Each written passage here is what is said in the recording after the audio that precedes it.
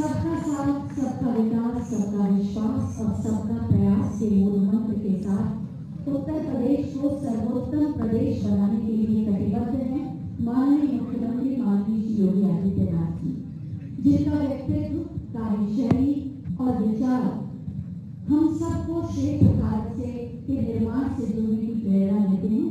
मैं बहुत ही आदर के साथ माननीय मुख्यमंत्री महोदय से अनुरोध करूंगी कि एक बार फिर अपना मार्गदर्शन कर हमारा मार्ग प्रशस्त करें। आप सबकी जोरदार तालियों के अभिवादन के साथ।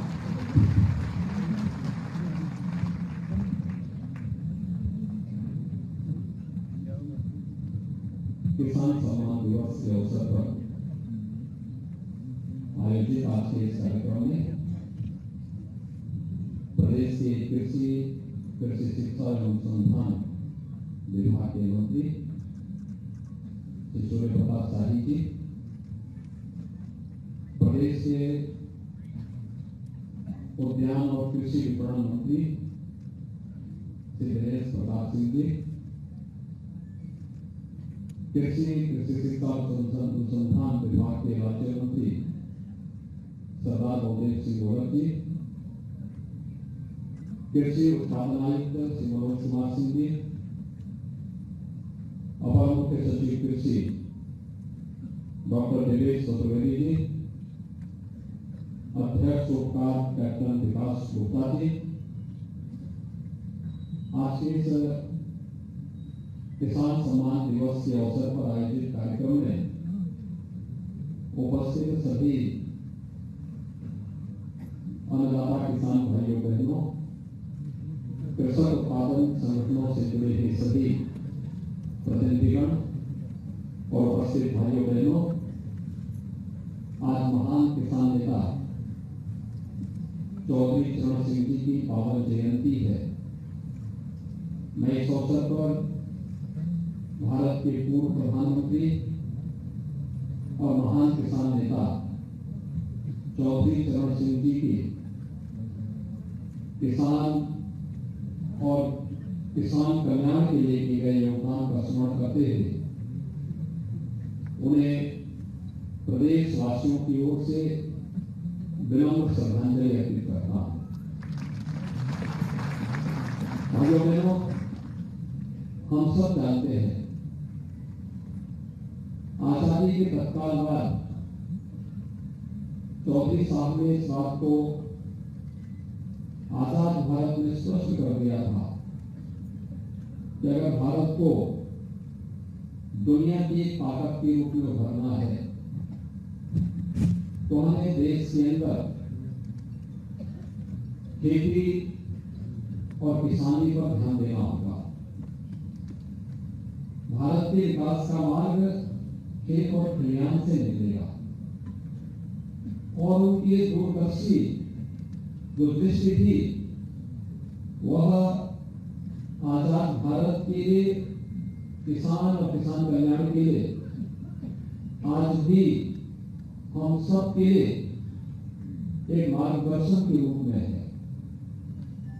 चौधरी साहब के सपनों को साकार करने के लिए, अपने अन्नदाता किसानों के जीवन में व्यापक परिवर्तन लाने के लिए और अन्नदाता किसानों की आमदनी को दोगुना करने की दृष्टि से ही 2014 में प्रधानमंत्री मोदी जी ने सत्ता संभालते ही अनेक कार्यक्रम प्रारंभ किए। जो कार्यक्रम प्रारंभ किए थे उसमें लक्ष्य एक ही था कि लागत कम हो, उत्पादकता बढ़े। आज किसान सम्मान दिवस के अवसर पर आप सबने इस बात को देखा होगा। जिन प्रगतिशील किसानों को आज यहाँ पर सम्मान किया गया है, इन्होंने लागत कम करके उत्पादकता को बढ़ाने के साथ साथ केवल कृषि खाद्यान्न उत्पादन में बल्कि औद्योगिक फसलों के उत्पादन में भी एक बड़ी भूमिका का निर्वहन किया है।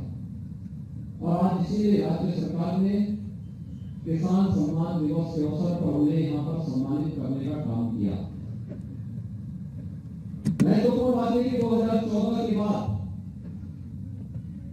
जो धरती माता हम सबको पेट भरने के लिए न केवल अन्न देती है बल्कि हमारे स्वावलंबन और सम्मान का आधार भी बनती है। उस धरती माता के सेहत की रक्षा के लिए स्वास्थ्य कार्ड की व्यवस्था प्रधानमंत्री मोदी जी ने प्रारंभ की। पहली बार किसान फसल बीमा योजना,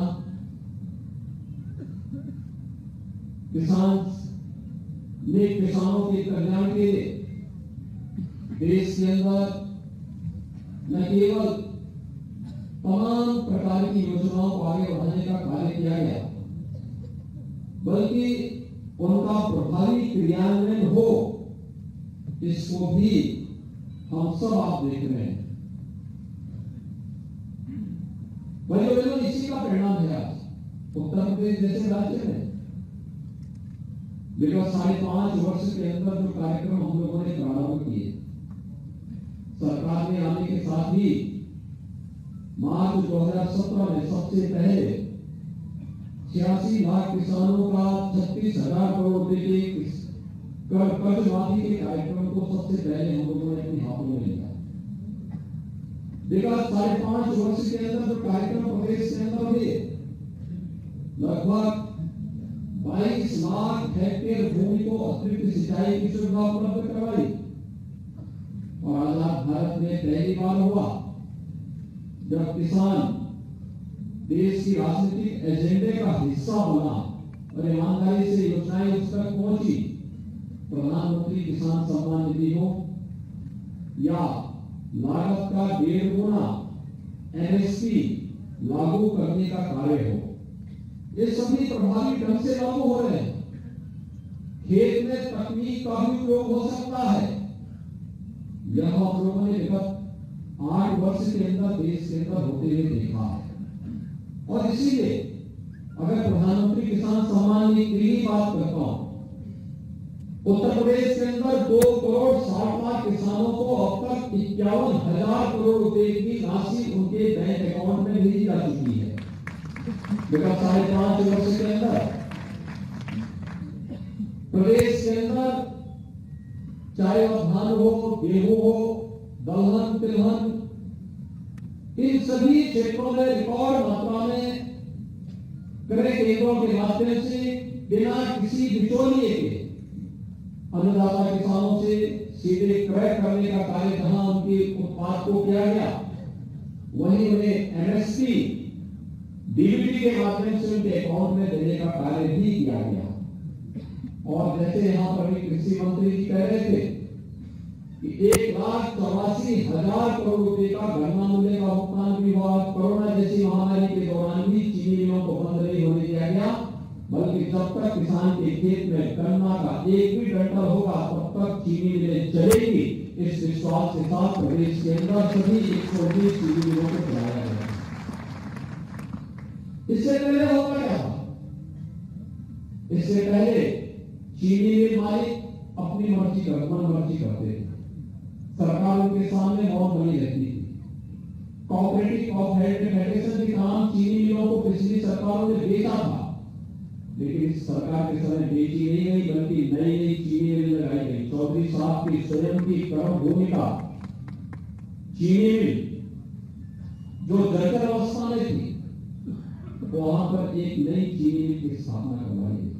मुंडेरवा में किसान आंदोलन हुए थे, कई किसान शहीद हुए थे, वहां पर एक नई चीनी मिल लगाई गई। गोरखपुर के पिपराइच में एक नई चीनी मिल लगाई गई। मोहिद्दीनपुर चीनी मिल की क्षमता का विस्तार किया गया। नजीमाबाद की चीनी मिल का विस्तार किया गया। तमाम अन्य कदम उठाए गए। आज खेती किसानी में लगे हुए हमारे अन्नदाता किसान न केवल इस क्षेत्र में मजबूती के साथ आगे बढ़ करके प्रदेश की कृषि विकास की दर को बढ़ाने में अपना योगदान दे रहे हैं, बल्कि स्वयं भी सम्मानजनक ढंग से न केवल अपनी मेहनत से बल्कि शासन की योजनाओं का लाभ प्राप्त करते हुए आगे बढ़ने का कार्य कर रहे हैं। यह एक नई स्थिति है हम सबके सामने और उत्तर प्रदेश जैसे राज्य की दृष्टि से जहां पर लघु और सीमांत के किसानों की संख्या ज्यादा है, स्वाभाविक रूप से तकनीक अपनाने के लिए आवश्यक है कि हमारे पास खेत का जो ज्यादा हो। जिसके पास 1 बीघा खेती होगी वह किसान तकनीक को कितना अपना पाएगा, उसकी लागत नहीं आ पाएगी। और इसीलिए कृषक उत्पादक संगठन इस दिशा में बड़ी महत्वपूर्ण भूमिका का निर्वहन कर सकते हैं। भाइयों बहनों, अगर उत्तर प्रदेश को देश की अर्थव्यवस्था की एक ग्रोथ इंजन के रूप में सबसे बड़ी अर्थव्यवस्था के रूप में आगे बढ़ाना है तो हमें कृषि विकास की दर को वर्तमान दर से दोगुना करना पड़ेगा और उत्तर प्रदेश के अंदर इसकी क्षमता है। उत्तर प्रदेश इसको कर सकता है। आप सब जानते हैं कि देश के अंदर कुल आबादी का, देश की आबादी का 16% हिस्सा आबादी का उत्तर प्रदेश में निवास करती है। 16% आबादी यूपी में है। कृषि की जो भूमि है हमारे पास वो मात्र 11% है। देश की कुल कृषि के योग्य भूमि में से 11% भूमि हमारे पास है, लेकिन जो 11% भूमि है यह देश की सबसे उर्वरा भूमि है और सबसे अच्छा जल संसाधन भी हमारे पास है। अगर हम अपने यहाँ के जल संसाधनों का उचित नियोजन कर ले, कहीं कोई पानी की कोई कमी नहीं खेती के लिए पड़ सकती। और इस 11% भूमि पर उत्तर प्रदेश का हमारा अन्नदाता किसान देश के कुल खाद्यान्न की आपूर्ति का 20% आपूर्ति केवल उत्तर प्रदेश करता है और उस 20% आपूर्ति के और उस क्षमता को बढ़ाने की आवश्यकता उत्तर प्रदेश के अंदर न कि देश के अंदर महसूस होती है, बल्कि उत्तर प्रदेश के अंदर क्षमता है कि वह इसको आगे बढ़ा सके। और इसलिए आवश्यक है कि अगर प्रधानमंत्री जी की मंशा के अनुरूप देश के अंदर देश की अर्थव्यवस्था को प्रधानमंत्री जी ने $5 ट्रिलियन की इकोनॉमी बनाने की बात की है। उत्तर प्रदेश की अर्थव्यवस्था को इसके लिए $1 ट्रिलियन की अर्थव्यवस्था बनाना पड़ेगा और $1 ट्रिलियन की अर्थव्यवस्था की आवश्यक है कि उत्तर प्रदेश के अंदर हम कृषि विकास की दर को बढ़ाएं और कृषि विकास दर की दर को बढ़ाने में एफपीओज और तकनीक बड़ी भूमिका का निर्वहन कर सकती है और वह आज की सबसे बड़ी आवश्यकता है। डबल इंजन की सरकार ने इस दिशा में प्रयास प्रारंभ किए हैं। आज आप देख रहे होंगे राज्य सरकार के द्वारा 2 कृषि विश्वविद्यालय संचालित हो रहे हैं। केंद्र सरकार के द्वारा 2 कृषि विश्वविद्यालय यहाँ पर प्रदेश के अंदर संचालित हो रहे हैं। प्रदेश के अंदर 75 जनपद है, लेकिन 75 जनपदों में हमारे पास 89 कृषि विज्ञान केंद्र संचालित हो रहे हैं। कृषि विज्ञान केंद्र 2017 के पहले जिस बेहतर स्थिति में थे, आज आप देख रहे हैं कि वहां पर हर एक कृषि विज्ञान केंद्र में कहीं ना कहीं ट्रेनिंग के कार्यक्रम किसानों के लिए चल रहे हैं, डेमोन्स्ट्रेशन होते हैं, उनके सामने बताया जाता है। और इसी में एक नया कॉन्सेप्ट आदरणीय प्रधानमंत्री जी ने देश के अन्नदाता किसानों के लिए दिया है और वह जो दिया है वह है नेचुरल फार्मिंग मिशन का, प्राकृतिक खेती का।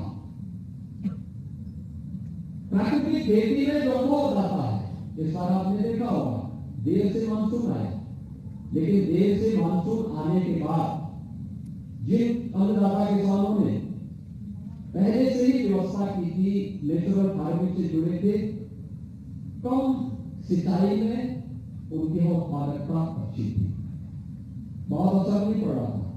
अक्टूबर में इस बार मानसून आता हुआ दिखाई दिया, बहुत लेट था और जब आया तो इतनी ज्यादा बारिश थी उस समय की उसने नुकसान ज्यादा किया, लेकिन उस सब के बावजूद किसानों की हिम्मत थी, वे उससे डटे रहे, काम करते रहे। लेकिन यह एक हम सब के सामने उदाहरण है कि अगर 1 एकड़ खेती में किसी किसान को फर्टिलाइजर, केमिकल और पेस्टिसाइड में 15,000 का एक खर्चा आता है फर्टिलाइजर, केमिकल और पेस्टिसाइड में, तो नेचुरल फार्मिंग में जब वो खेती करता है तो प्राकृतिक खेती में यह लागत मात्र 1,000 रुपये आती है, यानी कुल 14,000 की बचत 1 एकड़ खेती में एक किसान को केवल अपनी सामान्य स्थितियों में ही आ सकता है। और उत्पादकता अगर समय समय पर हम उस कार्यक्रम के साथ जुड़ेंगे तो उतनी ही अच्छी उत्पादकता भी बनी रहती है। दूसरा, हमने इसको सर्टिफिकेशन की कार्रवाई के साथ भी जोड़ने की कार्रवाई प्रारंभ की है। हमने कहा जो ऑर्गेनिक प्रोडक्ट इससे आएगा, इसके प्रदेश के अंदर हर कमिश्नरी स्तर पर एक लैब की स्थापना होनी चाहिए। साथ साथ हर कृषि विज्ञान केंद्र में भी हम लैब स्थापित करें, जहां पर इसके सर्टिफिकेशन की कार्रवाई हो, वहां पर हम सर्टिफाई करें ये जो प्रोडक्ट है, यह प्रोडक्ट ऑर्गेनिक है, मार्केट में उसके दाम अच्छे मिलेंगे। और प्रदेश के अंदर अन्नदाता किसानों ने इस दिशा में अच्छे प्रयास प्रारंभ किए हैं। प्रदेश के सभी गंगा के तटवर्ती 27 जनपद और बुंदेलखंड के सभी 7 जनपदों में हम लोगों ने प्राकृतिक खेती के कार्यक्रम को भारत सरकार के साथ मिलकर के मिशन मोड में आगे बढ़ाने का कार्य किया है। बहुत सारे क्षेत्र हैं जिस पर हम कार्य कर सकते हैं। इसमें ऑर्गेनिक फसलों को भी लिया गया है, इसमें अन्य वेजिटेबल आदि को भी लिया गया है।